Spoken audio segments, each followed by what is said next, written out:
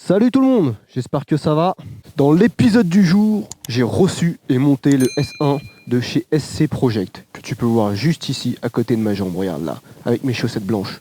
Tu les kiffes mes chaussettes blanches? J'espère. J'ai finalement cédé à la ligne basse, alors même qu'à la base, pour moi, la speed, c'est synonyme de double sortie haute. L'envie de changer a été plus forte que moi, j'avais envie de tester autre chose. Mais dis donc, pourquoi as-tu choisi le S1? Le chant, la sonorité et quoi d'autre? J'ai regardé tout ce qui se faisait au niveau des silencieux en sortie haute pour la Speed RS et je dois t'avouer que les propositions m'ont pas du tout intéressé. Et vu le choix qu'il existe au niveau des silencieux pour la Speed, honnêtement, je suis parti sur le S1 par défaut. Le plaisir de tenter quelque chose de nouveau. Après, effectivement, le S1 sur la Street, il est connu pour faire perdre des chevaux.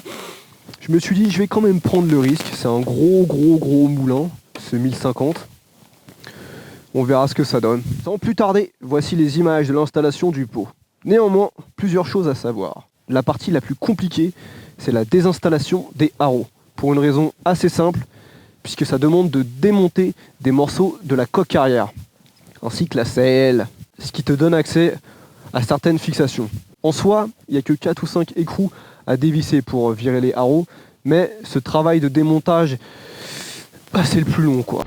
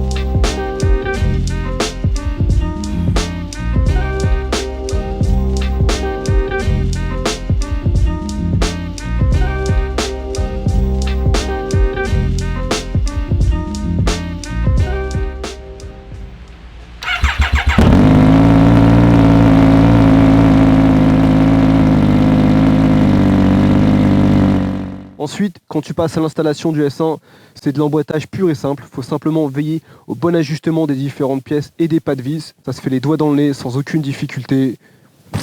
Nickel.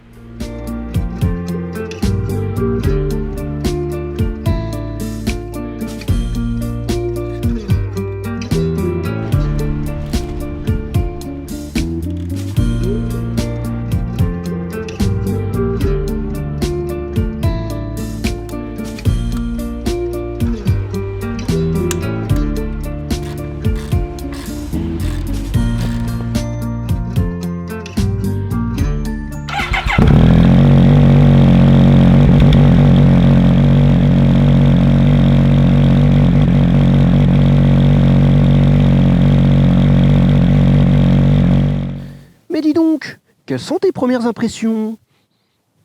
Pour faire simple, depuis l'installation du pot, j'ai roulé dans des conditions dégueulasses.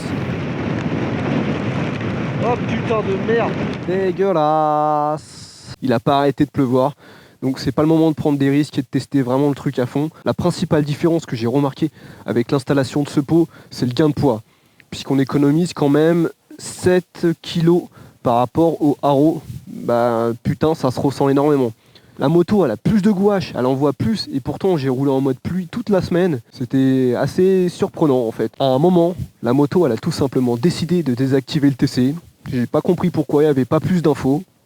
Ce qui m'a tout de suite mis en confiance, vu les conditions de roulage. Dégueulasse! Je vais attendre que la météo soit plus clémente pour affiner mon ressenti, puisque pour le moment, la seule différence, c'est vraiment le gain de poids. Le reste, qui m'amène à envisager peut-être de passer la moto au banc, pas pour faire une reprogrammation, simplement pour avoir des données et les courbes, voir si effectivement et concrètement le S1 il fait perdre des chevaux et de la patate à la moto, puisque c'était déjà le cas sur les streets. Bon, il reste encore quelques modifications à finaliser à l'arrière.